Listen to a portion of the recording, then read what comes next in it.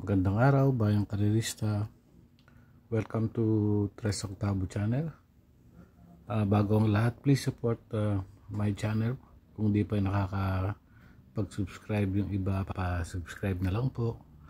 March 17, Sunday, meron tayo 8 karera na magsisimula ng 2 o'clock ng hapon.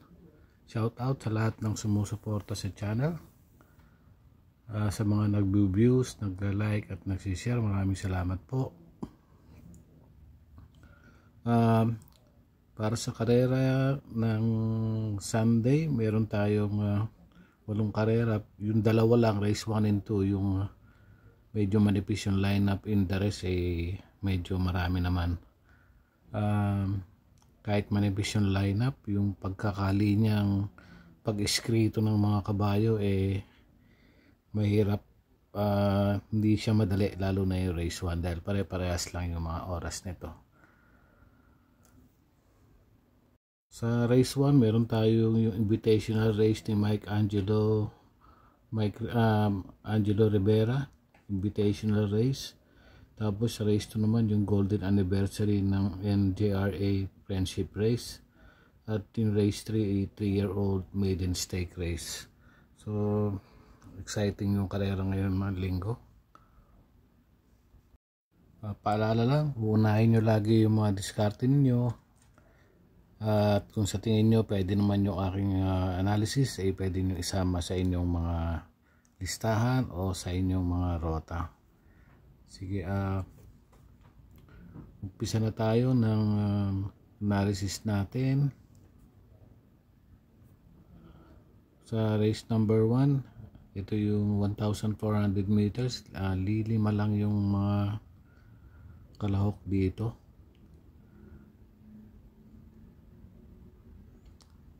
Wild is the Wind, Jenks Harinap, Speed Revolution, May 10, 4, Batang Kangkalo yung 5.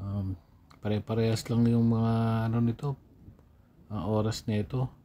Pero pamprimera ko rito yung Wild is the Wind.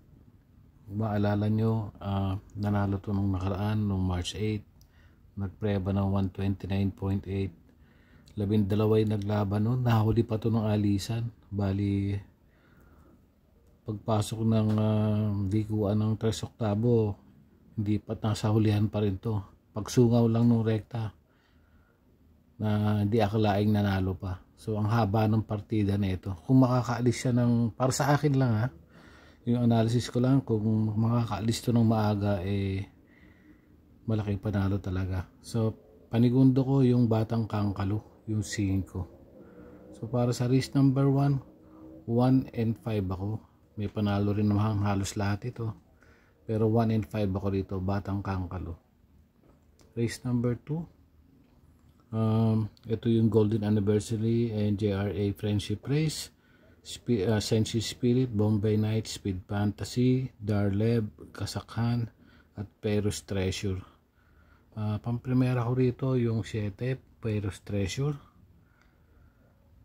At yung panigundo ko naman dito yung 2, Bombay Nights. Ito yung nanalo ng Japan Trial, nagpreba ng 139.8 February 4. Segundo dun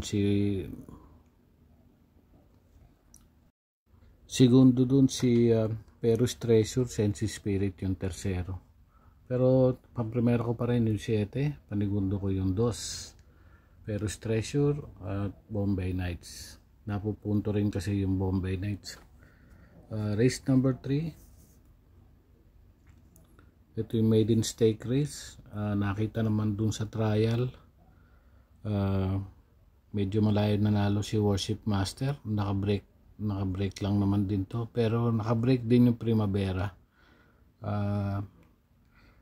Nung March 2 nag-trial, yung high dollar, yung 5, medyo ginalawan to pero itong dalawa hindi masyadong ginalawan ng jockey.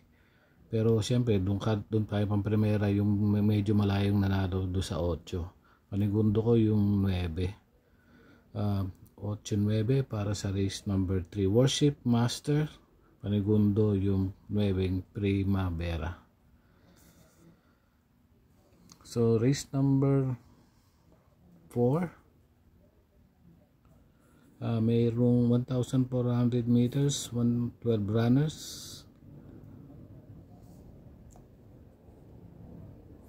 Pang-primera ko rito yung Chocolate Thunder. Nung March 1 nanalo to, tinalo si Real Equity 128.4 yung Pinreba. Panigundo ko yung Arrogante. Yung Arrogante kasi bago na bakasyon to, last year lahat ng panalo nito may magaganda yung preba, 124.8 noong June. Tapos sumunod nanalo na naman ulit 125.8. Panersero ko na rin yung 12, yung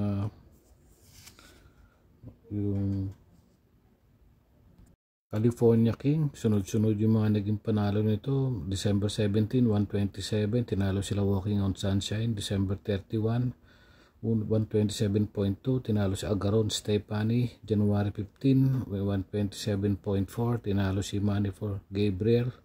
March 8, tinalo si Real Equity 128.8. So dito is sa list number 4, 2 Chocolate Thunder, Arrogante, tsaka yung 12 na Carolina King. Race number 5, maraming may panalo katulad sa race 4, 1,400 meters, 12 runners but 11 in betting number. Pang-primera ko yung Hakim. Yung Hakim may 1.26 to nung nanalo nung March 2. Pinalo sila Kaboom tsaka This Girl on Fire. Panigundo ko yung King Tiger, mababa sa laban. Tsaka yung panersero ko yung 5. May panalo rin dito yung iba, Tugatog, Batang Cabrera, Eutychus, Queen Luis, Marilag. Bahala na po kayo magdagdag, pero ang sa akin dito is 475 para sa race number 5. Race number 6, 1,400 meters, merong siyam na runner dito. Maganda yung panalo nung nakaraan nung Rahabago, March 10, nanalo to, may 1.30. Although medyo huli lang yung paremate ni Cristiano, ito na rin patingin ko yung makakalaban niya rito. Nagtapos to nung kalaban na yon, may 1.31. Segundo siya sa kay Rahabago. At panersero ko na rin itong Sinag.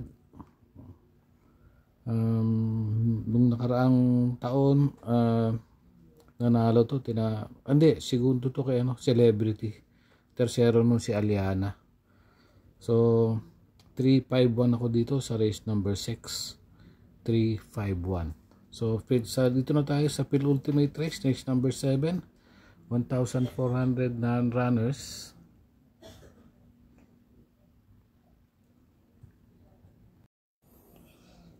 Sa race number 7, maraming may panalo rito.